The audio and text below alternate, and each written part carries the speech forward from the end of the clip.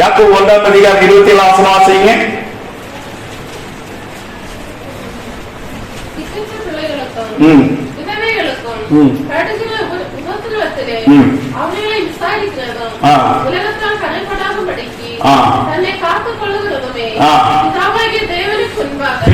தேவனுக்கு முன்பாக வாசலாக சுத்தமான பக்தி. இன்னைக்கு நிறைய நினைச்சுக்கிறாங்க, வேலையை நம்ம போட்டுக்கிறது, நம்ம ஜோல்ஸ கலத்துக்கிறது எல்லாம் நல்ல விஷயம் தான்.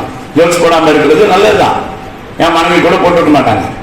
நாங்க ஜோல்ஸ் போடுறத ஆதரிக்கல. ஆனா இதை கலக்கிறது, பூ வைக்காம இருக்கிறது, பொட்டு வைக்காம இருக்கிறது, வெள்ளையை கொடுக்கிறது, நம்ம நல்ல முழங்கால நின்று ஜெபம் பண்றது, நம்ம காணிக்கை கொடுக்கிறது, நம்ம ஊழியம் செய்யப்படுறது, இதெல்லாம் தான் தேவனுக்கு முன்னாடி பயங்கர பக்திமான் அப்படின்னு சொல்லல. திக்கற்ற பிள்ளைகள், விதவைகள் படுகிற உபத்திரவத்தில் அவர்களை விசாரிக்கிறது. நம்முடைய சபைக்குள்ளே எவ்வளவு திக்கற்ற பிள்ளைகள் இருக்கிறார்கள், கணக்கு பார்க்க வேண்டும். விதவைகள் எவ்வளவு இருக்கிறார்கள், கணக்கு பார்க்க வேண்டும்.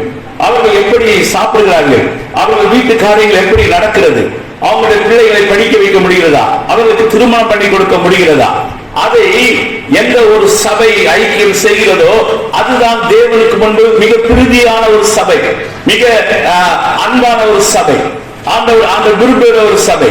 அதுதான் சுத்தமான பக்தி என்று சொல்கிறார். உலகம் என்று சொல்லும் போது மாம்சத்தின் இச்சை, கண்களின் இச்சை, ஜீவனத்தின் பெருமை இவைகளாலே கரைபடாதபடிக்கு வாழுகிறது. மாம்சத்தின் இச்சைகளாலே கரைபடாதபடி, கண்களின் இச்சையினாலே கரைபடாதபடிக்கு, உலகத்தின் ஜீவனத்தின் பெருமையினாலே கரைபடாதபடிக்கு ஒரு மனிதன் வாழ்கிற வாழ்க்கை தான் தேவனுக்கு முன்பாக மாசில்லாத சுத்தமான பக்தி என்று சொல்லி பார்க்கிறோம். வெளி வேஷங்கள் அல்ல, வேஷங்களை தேவன் ரொம்ப முக்கியப்படுத்துறது அல்ல.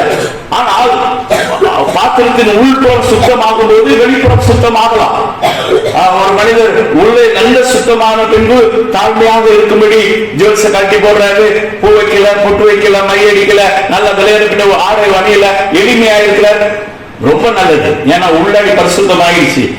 அந்த மாதிரி மனுஷனுக்கு நீங்க கோடி பணத்தை கொண்டு போய் கதையில போட்டுனாலோ, உடம்பு போது நகை போடுறதுனாலோ எனக்கு வேண்டாங்க அப்படின்றாங்க. ஏன்னா அது அவங்களுக்கு பிடிக்காது. ஏன்னா அவங்க இருதயம் மாற்றப்பட்டு விட்டது, அவங்க சிந்தை எளிமையாக மாறிவிட்டது. அந்த மாதிரி மாற்றம் வரும்போது வெளியில மாற்றம் வரலாம், ஒன்றும் தப்பு கிடையாது. ஆனா வெளியில நான் பூ வைக்கல, பொட்டு வைக்கல, நகையை கட்டிட்டு வெள்ளை விடுத்துட்டேன், அதனால நான் பரிசுத்தமான ஆயிட்டேன்னா ஆண்டவர் கூட வெள்ளை அடிக்கப்பட்ட கல்லறையே அப்படின்னு கூப்பிடுவார். ஏன்னா உள்ள நாட்டம் எடுக்குது, உள்ள கசப்பு, உள்ள வைராக்கியம், உள்ள விரோதம், உள்ள பகை, உள்ள பொறாமை, கோல் சொல்லுதல், பல விதமான கெட்ட சுபாவங்களாலே உள்ளாடி நிறைந்திருந்து வெளி தேசத்தில் இருக்கிற பக்தியை தேவன் விரும்புகிறார். வெளி தேசத்தை ஆண்டவர் ஆதரிக்கிறார். வெளி தேசத்தை பார்த்து அவர் மதி மயங்குகிறாரா? இல்ல. உள்ள சுத்தப்படுத்தும் முதல்ல சொல்றாரு. உள்ளே சுத்தமானவன் திரும்ப நீங்க வைடூரியத்தை கொண்டு போய் போடுற, வைர மாலை போடுறன்னா கூட போட மாட்டான். சாலமோனுடைய காலத்துல பொன் வெள்ளியை போல எண்ணப்பட்டதாம், வெள்ளி இரும்பை போல எண்ணப்பட்டதாம். அப்ப இரும்பு இப்ப நமக்கு வெளியில கிடக்கு பாத்தீங்களா, அது மாதிரி வெள்ளி பாதங்கள் எல்லாம் வீட்டுக்கு வெளியில கிடந்திருக்கும். கேதுரு மரங்கள் காட்டுத்தி மரங்களை போல எண்ணப்பட்டதாம். கேதுரு மரம் நம்ம இப்ப இருக்கக்கூடிய தேக்கு மரத்தை சொல்லலாம். தேக்கு மரத்துல ஒரு சின்ன துண்டு வீட்டுக்கு முன்னாடி போட்டீங்கன்னா நாளை காலைல காணாம போயிடாது, தூக்கிட்டு போவாங்க. அதுக்கு அவ்வளவு ஒரு மதிப்பு இருக்கு. அதே மாதிரி கேதுரு மரங்கள் அவங்க காட்டுத்தி மரத்தை மாதிரி அடுக்கி வச்சிருந்தாங்க. எல்லாம் பொண்ணு வெள்ளி ஒரு பொருட்டாக எண்ணப்படவில்லையா சாலோமோனுடைய காலத்திலேயே. அப்போ இயேசு கிறிஸ்து நீதியின் சூரியனாக இருக்கிறார். அவர்தான் உண்மையான சாலோமோன். அவருடைய ஆட்சியின் காலத்துல எப்படி இருக்க போகுது? பொண்ணு வெள்ளிய ஒன்றுமில்லை. அப்போ அதெல்லாம் தூக்கி நம்ம காசுல போட்டுக்கிட்டு கணக்குல போட்டுட்டு 100 பவுன் வச்சிருக்கேன் அப்படின்னு வெளிக்கிட்டு தெரிஞ்சா அது யார் பண்ணுவான்? உள்ளத்துல மாற்றம் ஏற்பட்ட பண்ண மாட்டான். உள்ளத்துல மாற்றம் இல்ல, விருப்பம் இருக்கு, போடுங்க, தப்பு கிடையாது. நீங்க விரும்பி கலட்டும் போது கலட்டுங்க. யாரையும் நாங்க கம்பல் பண்ண மாட்டாங்க, பாஸ்டர் கம்பல் பண்ண மாட்டாங்க நான் நினைக்கிறேன். யாரையும் வற்புறுத்துறது கிடையாது. நம்ம வற்புறுத்தி யாரையும் கலட்டக்கூடாது. துணி கட்டாயம் வெள்ளதான் போடணும் அப்படின்னு கிடையாது. நீங்க மாற்றம் வரும்போது நிச்சயமாக வரும். வெளிப்புறம் சுத்தமாகும். சொல்ல வேண்டியதாக இருக்கு.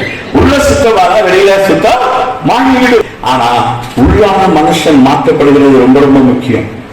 அதாவது விருத்த சேதனம் இல்லாம ஒன்றுமில்லை. புது சிருஷ்டியே காரியம். புதிதாக்கப்பட்ட புதிய மனிதனை நாம் தரித்துக் கொள்கிறது ரொம்ப முக்கியம். கிறிஸ்து நமக்குள்ளே வாசம் பண்ணுகிறது ரொம்ப முக்கியம். வேதம் சொல்கிறது பாருங்க, கொலோசியர் 1:27 வாசிங்க. விளங்கிய இந்த ரகசியத்தில் உள்ள மகிமையின் ஐஸ்வர்யம் என்னதென்று தேவன் தம்முடைய பரிசுத்தவான்களுக்கு தெரியப்படுத்த சித்தமானால் கிறிஸ்துவானவர் மகிமையின் நம்பிக்கையாக உங்களுக்குள் இருப்பதே அந்த ரகசியம். நமக்குள்ள இயேசு கிறிஸ்துவே வந்து வாசம் பண்ணுகிறார். நாம் தேவனுடைய ஆலயமாய் இருக்கிறோம்.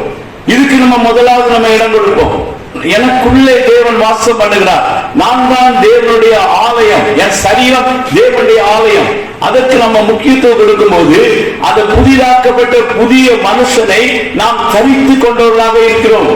அப்போ நமக்கு அந்த உணர்வு, நான் அல்ல இனி ஜீவிப்பது கிறிஸ்து என்று சொல்லுகிற உணர்வு நமக்கு வரும்போது நம்முடைய வாழ்க்கை முழுவதும் கிறிஸ்துவை நாம் வெளியே வெளிக்காட்டுகிறதாக மாறிவிடும். நம்முடைய மனம் வந்து புதிதாக்கப்படும்.